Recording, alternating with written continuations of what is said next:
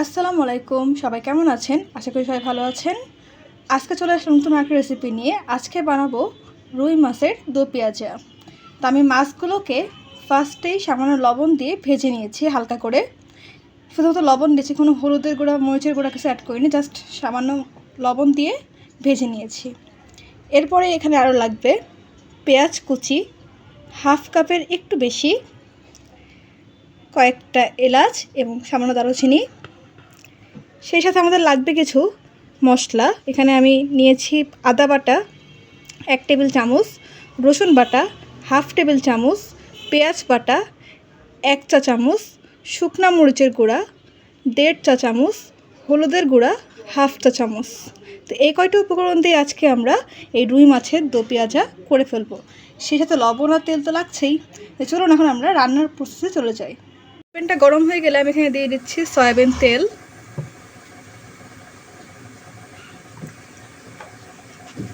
এখানে আমি তেল দিয়েছি হাফ কাপ। এখন দিয়ে দিচ্ছি পেঁয়াজ কুচি,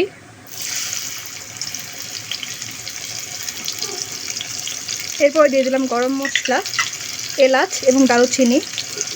এটাকে সামান্য ভেজে নিব।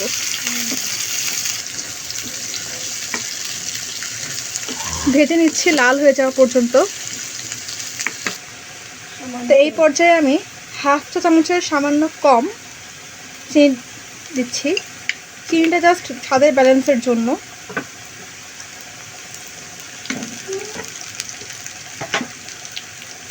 সেই সাথে এখন লবণ অ্যাড করব পরিমাণ মতো।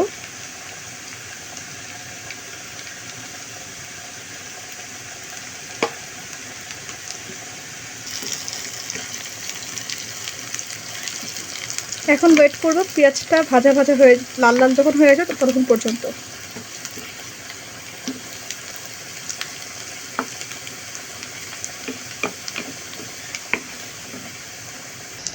দেখতে পাচ্ছেন পেঁয়াজটা ভাজা ভাজা হয়ে গেছে। এই মুহূর্তে আমরা দিয়ে দিচ্ছি সেই মশলাগুলো। প্রথমেই দিচ্ছি আদা বাটা, এরপরে দিচ্ছি রসুন বাটা, সামান্য পানি দিয়ে দিবেন। পানি দিয়ে কষিয়ে নেবেন।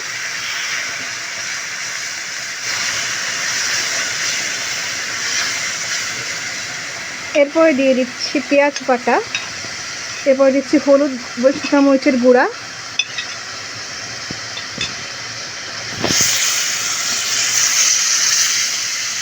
মশলাটাকে পানির সাথে ভালোভাবে কষিয়ে নেবেন।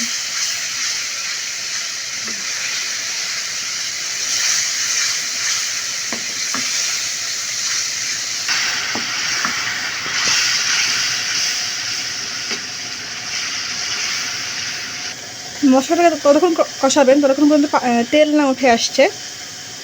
সামান্য তেল উঠে আসলে ওর মধ্যে মাছ দিয়ে দিব। তো দেখতে পাচ্ছেন তেল উঠে আসছে, এখন আমরা মাছ দিয়ে দিচ্ছি। দেখতে পাচ্ছেন আমাদের মশলা থেকে তেল উঠে আসছে, এখন আমরা মাছগুলো দিয়ে দিচ্ছি।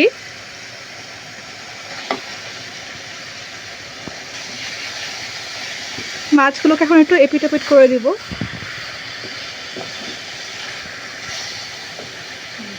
তাই মাছগুলো দিয়ে সামান্য উল্টিয়ে নিচ্ছি। কিছুক্ষণ মাছটাকে রেখে 1 মিনিট মতন এর মধ্যে আমি পানি অ্যাড করে দেবো পরিমাণ মতো।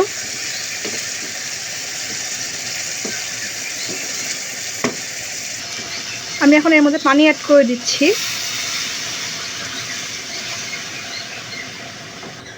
পানি দিয়ে আমি সামান্য নেড়ে দিচ্ছি।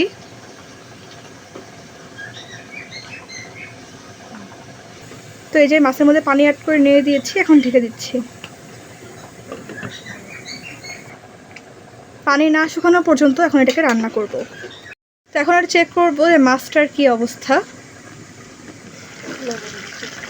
সেই সাথে লবণটাও চেক করে নেব এই পর্যায়ে। যদি মনে হয় লবণ কম আছে সেই ক্ষেত্রে অ্যাড করে দিব।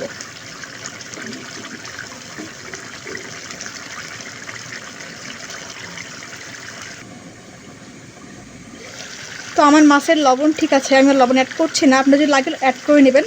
আমি আরেকটু ঝোলটা শুকিয়ে আসলে মাছটাকে নামিয়ে নেব। দেখতেই পাচ্ছেন আমাদের মাছটা কিন্তু হয়ে গেছে।